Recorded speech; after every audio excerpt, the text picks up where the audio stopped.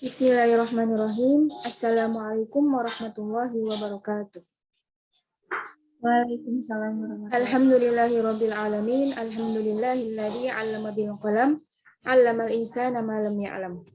Wassalatu wassalamu ala asyrafil anam sayyidina wa maulana Muhammadin wa ala alihi wa sahbihi ajmain, amma ba'd.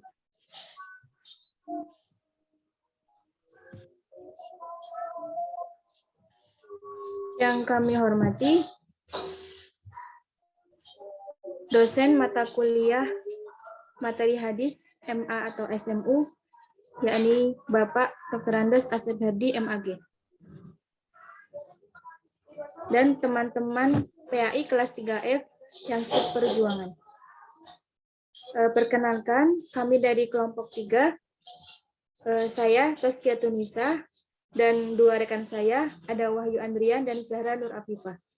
Di sini kami akan membahas tentang hadis, musibah, dan berkabung. Next.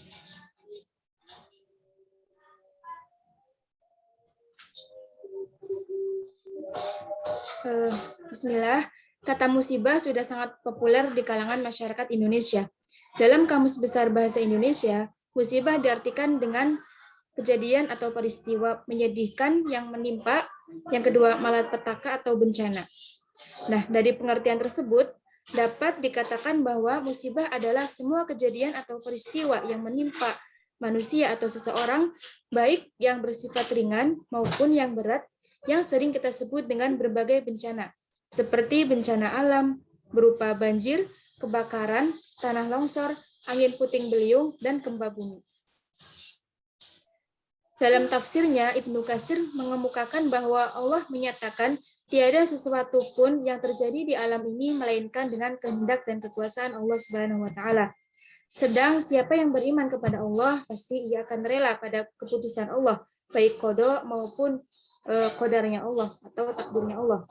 Nah, dengan iman itulah hati kita akan mendapatkan ketenangan, karena ia telah yakin bahwa yang dikehendaki tidak akan terjadi.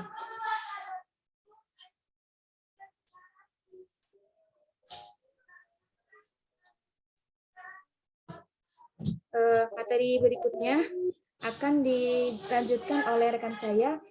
Kepada Zahra Nur Afifah, dipersilakan. Bismillahirrahmanirrahim. Saya Zahra Nur Afifah akan membacakan materi tentang hadis tentang musibah dan berkabung, mulai dari A, teks hadis, matan, dan syahid hadis. Hadis Sahih Bukhari nomor 3215. Hadasana Musa ibnu Ismail, hadasana Dawud ibnu Abi Furad, hadasana Abdullah ibnu Buraidah an Yahya bin Ya'mar an Aisyah radhiyallahu anha zaujin Nabi sallallahu alaihi wasallam. Qalat sa'altu Rasulullah sallallahu alaihi wasallam an at-ta'uni fa ahbarani annahu adzabun yab'usullaha ala mayyasha'u wa anna Allaha ja'alahu min ahadin yaqa'u ta'unu fayamkusu fi baladihi sabiran muhtasiban ya'lamu annahu la yusibuhu illa ma kataballahu illa kana lahu mislun ajrin syahid. Telah bercerita kepada kami Musa bin Ismail, telah bercerita kepada kami Dawud bin Abu Al-Furad, telah bercerita kepada kami Abdullah bin Buraidah dari Yahya bin Ya'mar dari Aisyah radhiyallahu anhu, istri Nabi sallallahu alaihi wasallam pernah bertanya kepada Rasulullah sallallahu alaihi wasallam tentang dia menekan bahwa taun itu atau penyakit sampar, pes atau lepra adalah sejenis siksa yang Allah kirim kepada siapa yang Dia kehendaki, dan sesungguhnya Allah menjadikan hal itu sebagai rahmat bagi kaum muslimin, dan tidak ada seorang pun yang menderita taun lalu dia bertahan di tempat tinggalnya dengan sabar dan mengharapkan pahala dan mengetahui bahwa tidak terkena musibah melainkan karena Allah telah mentakdirkan kepadanya. Maka dia mendapatkan pahala seperti pahala orang yang mati syahid. Hadis riwayat Bukhari. Lalu yang kedua, saya akan membacakan matan hadisnya, yaitu Sa'altu Rasulullah sallallahu alaihi wasallam an at-ta'uni fa ahbarani annahu adzabun yab'usullaha ala may yasha'u wa anna Allaha ja'alahu rahmatan lil mu'minin laisa min ahadin yaqa'u ta'uni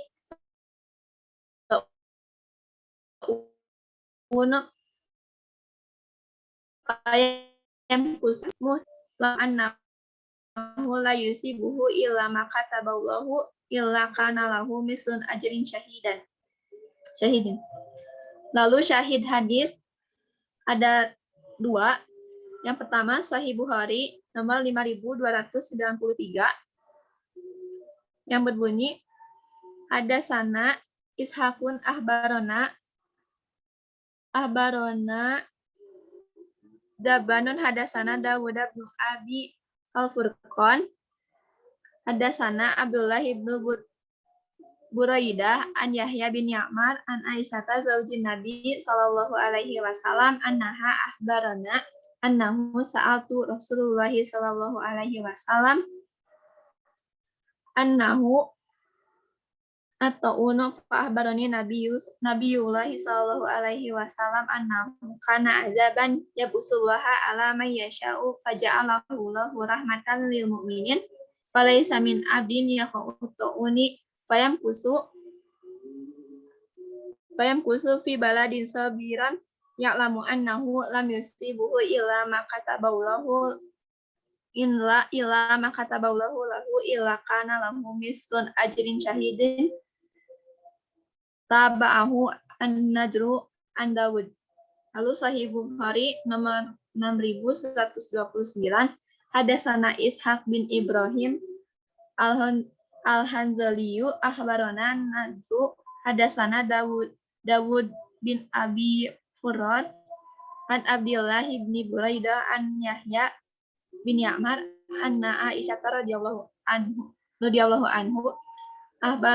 ahbartu annaha sa'altu Rasulullah sallallahu alaihi wasallam an at-ta'uni faqala kana azaban yab'usullahu ala may yasha'u faja'alahu Allahu rahmatan lil mu'minin ma min abdin yakunu fi baladin yakunu fihi wa yanqusu fihi la yahruju minal baladi sabiran muhtasiban ya'lamu annahu la yusibuhu illa ma kataballahu illa lahu mislun ajrin syahidin. Lalu terjemah dan mufradat makna. Telah bercerita kepada kami Dawud bin Abi Furad, telah bercerita kepada kami Abdullah bin Buraidah dari Yahya bin Ya'mar dari Aisyah radhiyallahu anhu, istri Nabi sallallahu alaihi wasallam pernah bertanya kepada Rasulullah sallallahu alaihi wasallam tentang masalah taun, lalu beliau mengabarkannya bahwa taun atau penyakit sampar, pes, dan lepra adalah sejenis siksa yang Allah kirim kepada siapa yang Dia kehendaki. Dan sesungguhnya Allah menjadikan hal itu sebagai rahmat bagi kaum muslimin. Dan tidak ada seorang pun yang menderita taun lalu dia bertahan di tempat tinggalnya dengan sabar dan mengharapkan pahala dan mengetahui bahwa dia tidak terkena musibah melainkan Allah sedang mentakdirkannya kepadanya. Maka dia mendapatkan pahala seperti pahala orang yang mati syahid. Hadis riwayat Bukhari. Mufradat dari hadis di atas yaitu hadasana, telah bercerita kepada kami, zauji an-nabi, istri Nabi Muhammad sallallahu alaihi wasallam, sa'altu, saya bertanya, fa akhbaroni, mengabarkanku, azabun, siksa, yab'usullahu, yang Allah kirim, ala may yasha'u, kepada yang Allah kehendaki, ja'alahu, menjadikan hal itu, laisa min ahadin, tidak ada satu orang pun, yaqa'u at-ta'un, yang menderita ta'un, fi baladihi, di tempat tinggalnya.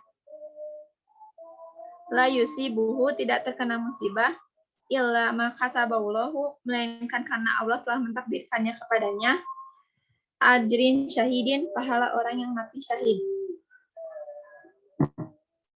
Mungkin dicukupkan sekian dari saya. saya kembalikan kepada moderator. Terima kasih. Alhamdulillah, terima kasih kepada rekan saya Zahra Nur Afifah yang telah menyampaikan materi pertama ya. Lalu poin berikutnya yaitu akan diterangkan oleh saya tentang esensi hadis musibah dan berkabung menurut ta'rif istilah dan dilalah. Nah, esensi hadis secara lughah atau secara bahasa berarti khobar atau berita. Secara istilah adalah setiap yang idofah kepada Nabi SAW, sahabat, tabi'in, dan kepada Allah yang bukan Al-Quran. Nah, secara dilalah, ta'arif dilalah adalah semua hadis yang termaktub pada kitab hadis. Nah, di sini ta'arif hadisnya yaitu Bismillahirrahmanirrahim. Haddatsana Musa bin Ismail, haddatsana Dawud bin Abil Qurats, haddatsana Abdullah bin Buraidah an Yahya bin Ya'mar an Aisyah radhiyallahu anha zaujin Nabi sallallahu alaihi wasallam. Qalat sa'altu Rasulullah sallallahu alaihi wasallam 'anit ta'un fa akhbarani annahu 'adzabun yab'athuhu Allah 'ala man yasha wa anna Allah ja'alahu rahmatan lil mu'minin laisa min ahadin yaqa'u ta'un fayamkuthu fi baladis sabiran muhtasiban ya'lamu annahu la yusibuhu illa ma kataballahu lahu illa kana lahu mislu ajrin syadid. Rawahul Bukhari. Nah, pada hadis tersebut dikatakan hadis secara lughah karena teks tersebut substansinya berupa khobar atau informasi. Hadis tersebut dikatakan secara hadis istilah karena idofah kepada Nabi Muhammad SAW. Sebab secara istilah hadis adalah setiap yang idofah kepada Nabi Muhammad, sahabat, tabi'in, dan kepada Allah Subhanahu wa ta'ala yang bukan Al-Quran, tandanya adalah sihah Rasulullah SAW. Nah, teks hadis tersebut dikatakan hadis secara dilalah karena termaktub pada kitab hadis, yakni kitab Sahih Muslim. Sebab hadis secara dilalah adalah semua hadis yang termaktub pada kitab hadis atau mashadir asliyah. Rawahul Bukhari. Selanjutnya, poin berikutnya yaitu ta'rif arkan hadis, musibah, dan berkabung. Nah, esensi hadis secara arkan adalah terdiri dari matan lengkap dengan rawi dan sanadnya. Sedangkan pada hadis musibah dan berkabung ini, sanadnya terdapat pada lafaz haddatsana Musa bin Ismail, haddatsana Dawud bin Abil Qurats, haddatsana Abdullah bin Buraidah an Yahya bin Ya'mar an Aisyah radhiyallahu anha zaujin Nabi sallallahu alaihi wasallam. Lalu pada hadis tersebut matannya pada lafaz anita'un fa akhbarani annahu adzabun yab'atsullahu 'ala man yasha wa anna Allah ja'alahu rahmatan lil mu'minin laisa min ahadin yaqa'u ta'un fayamkuthu fi baladin sabiran muhtasiban ya'lamu annahu la yusibuhu illa ma kataballahu lahu illa kana lahu mislun ajrun syadid. Sedangkan selanjutnya perawi dan mukharijnya.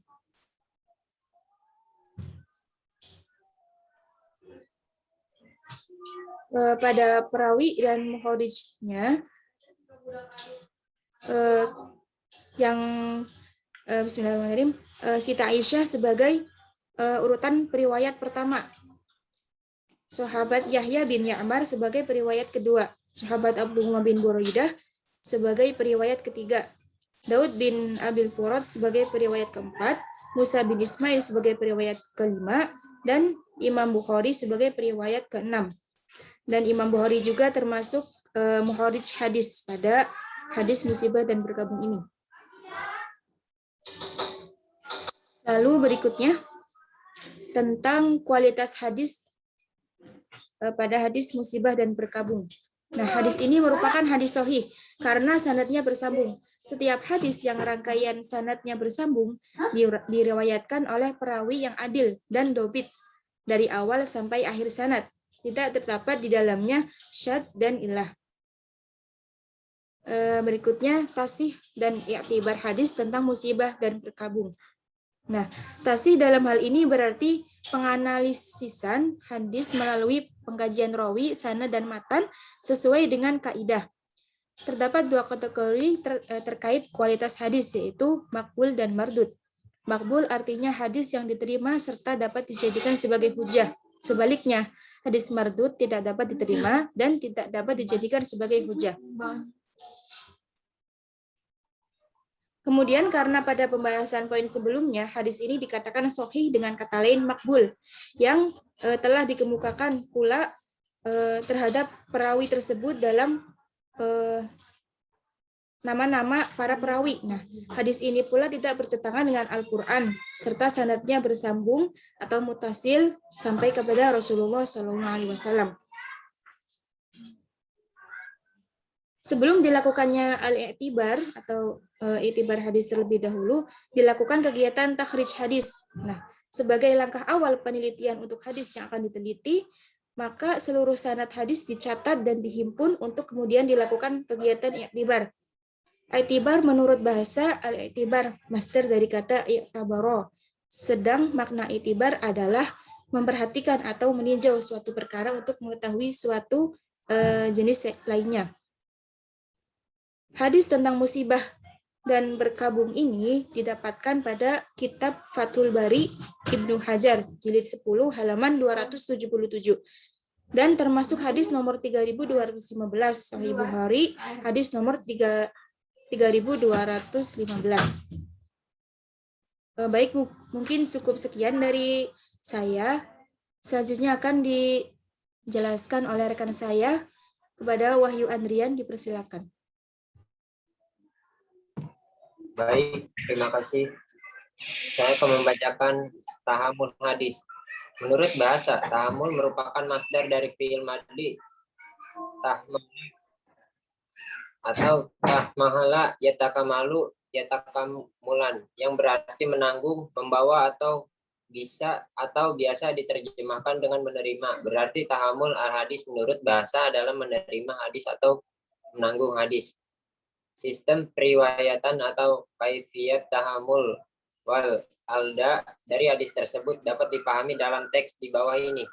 Dari hadis tersebut sanadnya adalah haddatsana Musa bin Ismail, haddatsana Daud bin Abil Furati, haddatsana Abdullah bin Buraidah, an Yahya bin Ya'mar an Aisyah radhiyallahu anha zaujin Nabi sallallahu alaihi wasallam.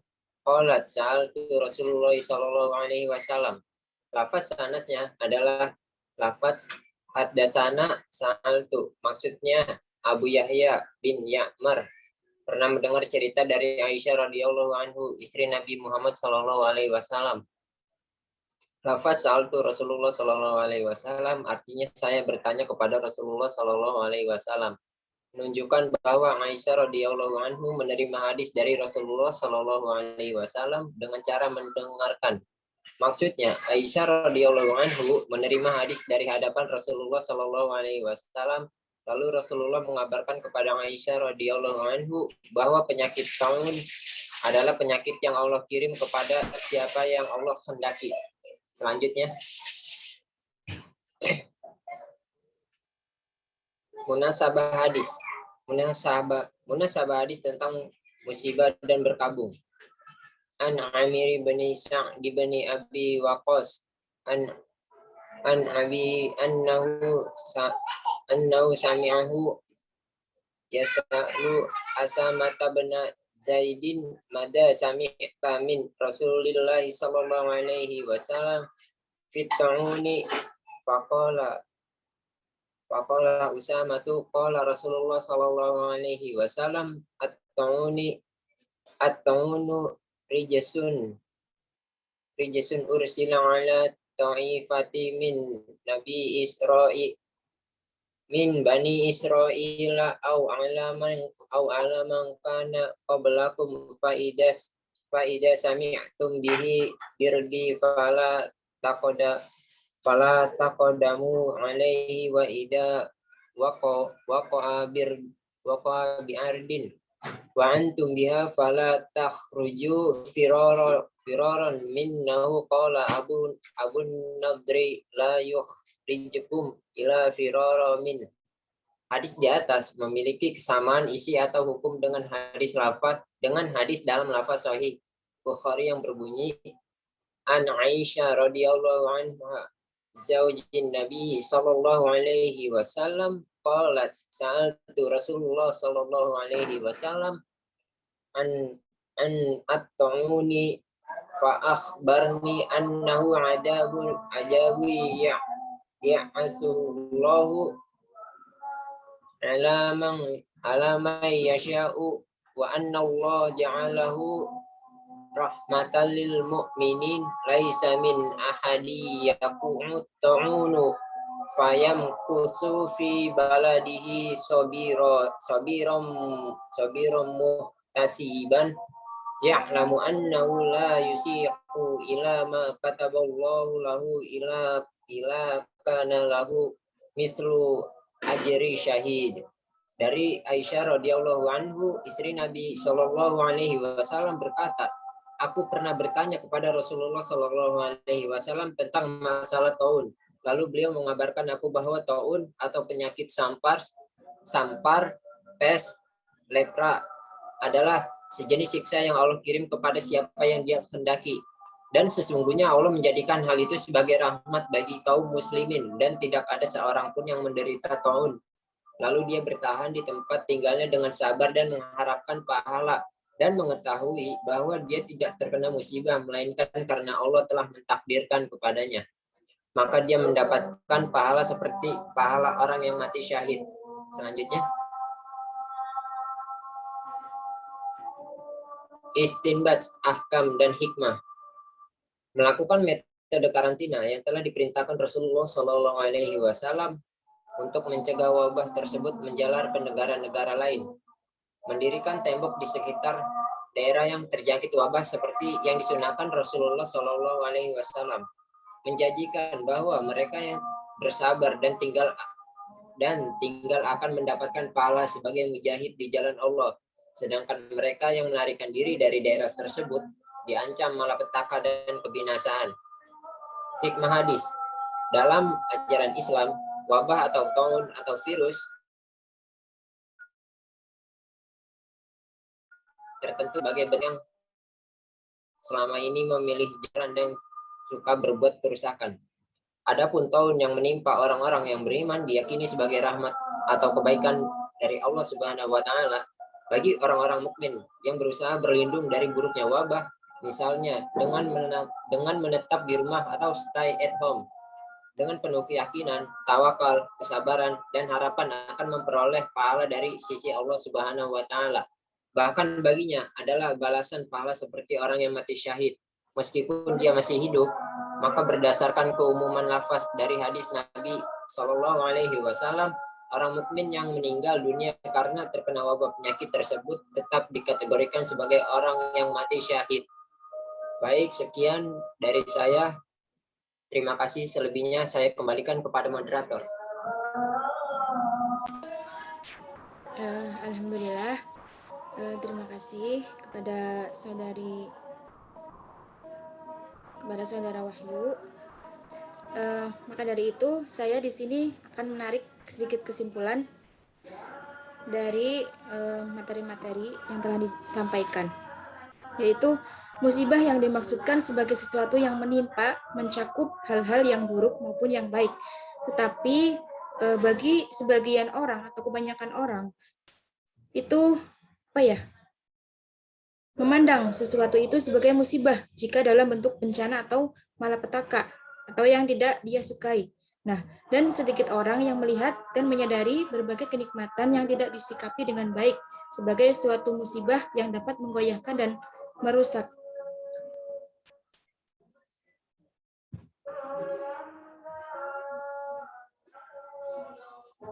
Yang dituntut dari seorang muslim, manakala ia mendapatkan musibah yang tidak disenangi adalah bersabar pada saat menerima musibah tersebut. Lalu selanjutnya mengucap istirja, yaitu innalillahi wa inna ilaihi roji'un, bahwa sesungguhnya kita dari Allah dan sesungguhnya kepada Allah lah kita akan kembali, sehingga tidak ada yang perlu dirisaukan secara berlebihan. Lalu implikasi dalam kehidupan sehari-hari, yang pertama, setiap orang yang beriman hendaknya bersikap lapang dada dalam menerima musibah bagaimanapun bentuknya sesuai dengan tuntutan Rasulullah SAW. Dan yang kedua, musibah hendaknya dijadikan sebagai sarana introspeksi diri atau muhasabah atas kesalahan-kesalahan yang mungkin telah kita perbuat atau kita lakukan, dan kita harus mengambil pelajaran atas berbagai peristiwa yang terjadi kepada kita. Mungkin sekian dari saya sebagai moderator, sekaligus mewakili teman-teman saya, Zahra Nur Afifah dan Wahyu Andrian. Terima kasih atas segala perhatian. Mohon maaf apabila banyak kekurangan. Terima kasih. Wassalamualaikum warahmatullahi wabarakatuh.